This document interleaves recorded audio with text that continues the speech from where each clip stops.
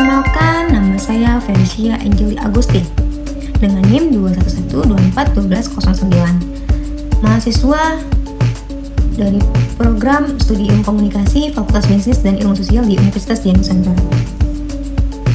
Dalam video ini saya akan menjelaskan tentang salah satu materi nih yang paling penting dalam pendidikan karakter, yaitu kedisiplinan dan tanggung jawab.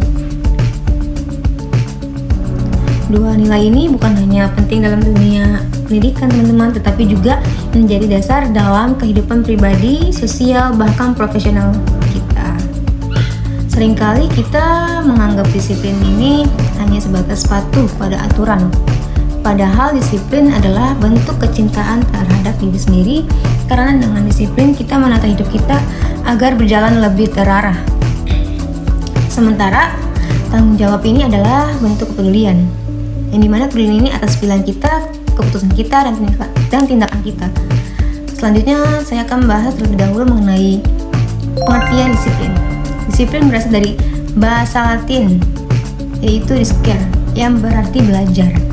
Dalam konteks karakter, disiplin adalah sikap taat dan patuh terhadap nilai yang diyakini benar, serta berkomitmen untuk menjalankannya.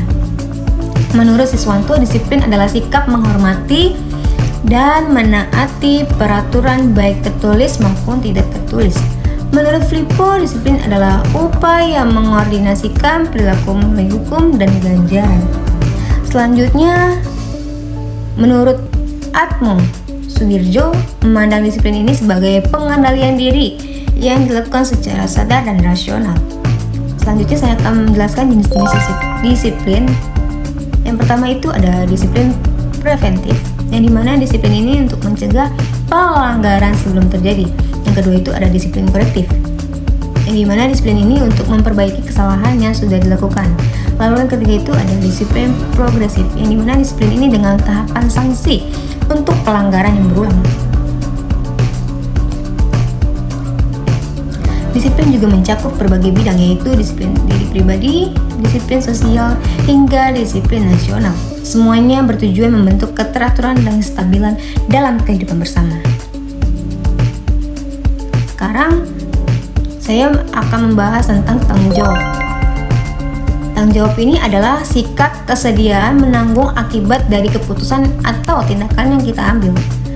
Menurut Kamus Besar Bahasa Indonesia, tanggung jawab berarti kewajiban menanggung segala sesuatunya, yang memberikan jawaban atasnya. Lalu tanggung jawab ini sangat luas, jadi dia mencakup luas nih.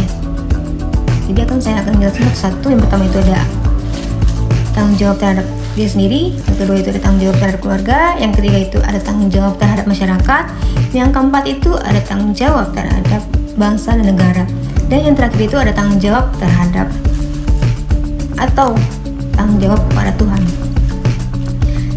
Sebagai mahasiswa, kita pasti sudah sering dihadapkan dengan berbagai kewajiban, seperti mengerjakan tugas tepat waktu, lalu mengikuti jadwal kuliah, aktif juga dalam mengikuti organisasi, dan sebagainya.